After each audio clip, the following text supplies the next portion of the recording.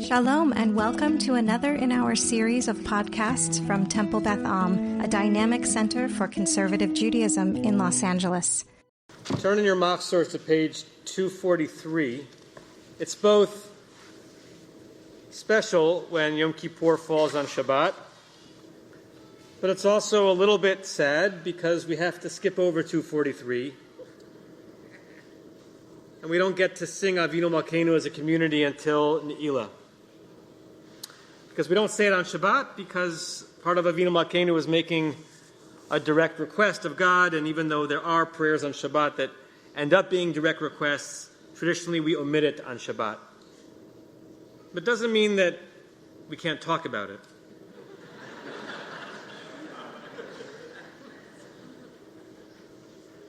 Danny Gordis, who many of you read and listen to, he wrote something in response to being at the funeral for Hirsch Goldberg Poland. And he wondered about the choice of music at the funeral. There was a particular thing that was sung. He wasn't sure if it was spontaneous or planned. But at some point, there was a full chorus at that funeral of Avinu Malkeinu. Hundreds, if not thousands of people were singing it. And he wrote a piece afterwards wondering why that? Why those two lines and that tune then and there? He wrote, maybe I thought because 320 days is horrifyingly close to 365, and if we were past 320, we're getting close to a year, which will be Simchat Torah once again, the end of the high holidays. Or maybe I thought because the funeral was taking place on the eve of Elul, the beginning of the month of Elul, which in some sense is the beginning of the high holiday season. Or maybe I thought simply because the words are so very, very true. Because in so very many ways we have proved ourselves undeserving, as it says in that prayer, Ein banu ma'asim. We have no deeds. And because in so many ways, in ways more numerous than we could begin to point to, we desperately need to be saved. B'hoshienu. I want to invite you to close your eyes a second. And if you know their faces, conjure Rachel and John Hirsch's parents. And imagine what Yom Kippur is like for them this year. Conjure Hirsch's face and the faces and names of other hostages that you know or their families.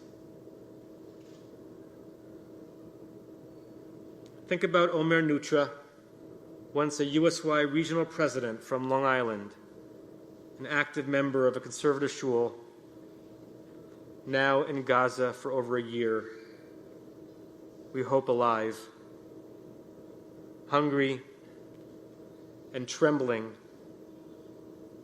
but not because it's Yom Kippur.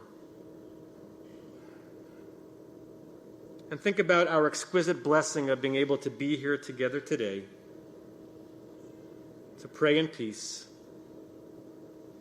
and the sacrifices that so many have offered and continue to offer so that the Jewish people thrive.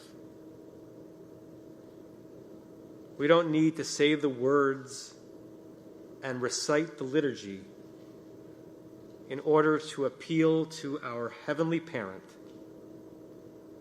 to see our woe and to swoop down and to offer us just a little bit of salvation.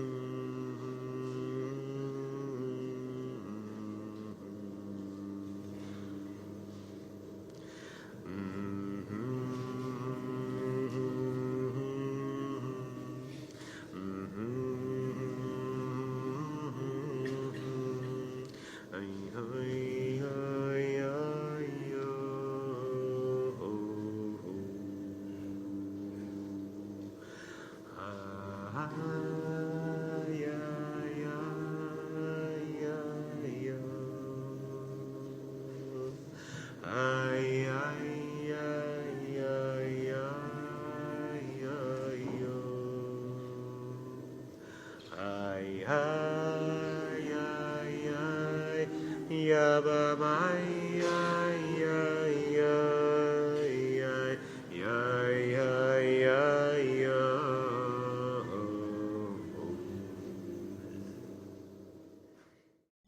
You have been listening to another in our series of podcasts from Temple Beth Am, a dynamic center for conservative Judaism in Los Angeles. If you enjoy these podcasts, we invite you to write a review on the Apple Podcast site or wherever you get your podcasts. For more information about Temple Beth Am Los Angeles, go to tbala.org.